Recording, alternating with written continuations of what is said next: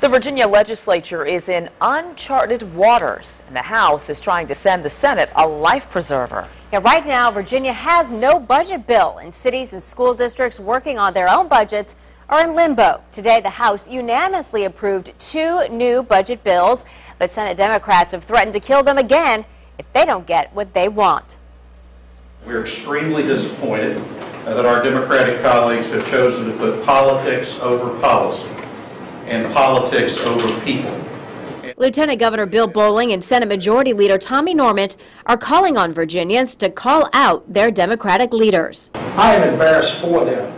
And the reason I'm embarrassed for them, if this is not Washingtonian behavior, I have never seen it. So what will it take for Senate Democrats to approve a budget? I called those who represent Hampton Roads. Here are their answers. Mamie Locke said Democrats are fighting for a budget that protects children and families, one that prepares Virginia for a prosperous future. Senator Ralph Northam told me the governor and leaders from both sides need to sit at a table and compromise. Until that happens, he says, we'll be at a stalemate. And Yvonne Miller told me to ask her leadership. I ask again, adding, but your constituents didn't elect Minority Leader Saslaw, they elected you. Her reply, they elected me to represent them as part of the Democratic team. And as part of that team, I'm following the lead of our leadership.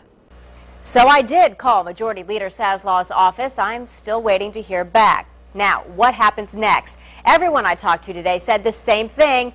I don't know. In past budget stalemates, the conference committee would meet and work out a compromise. Then they called the GA back into special session to vote on it. But because there is no active pending bill, at least at this time, there's no precedent for what will happen next.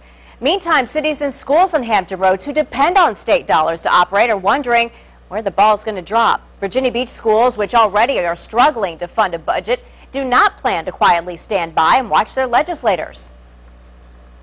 I'm really fired up because we have a crisis situation that people are only now just realizing. The Virginia Beach Education Association will hold a rally right here at Mount Trashmore from 10:30 until noon on Saturday. Their message to legislators, funding public education needs to be priority number 1.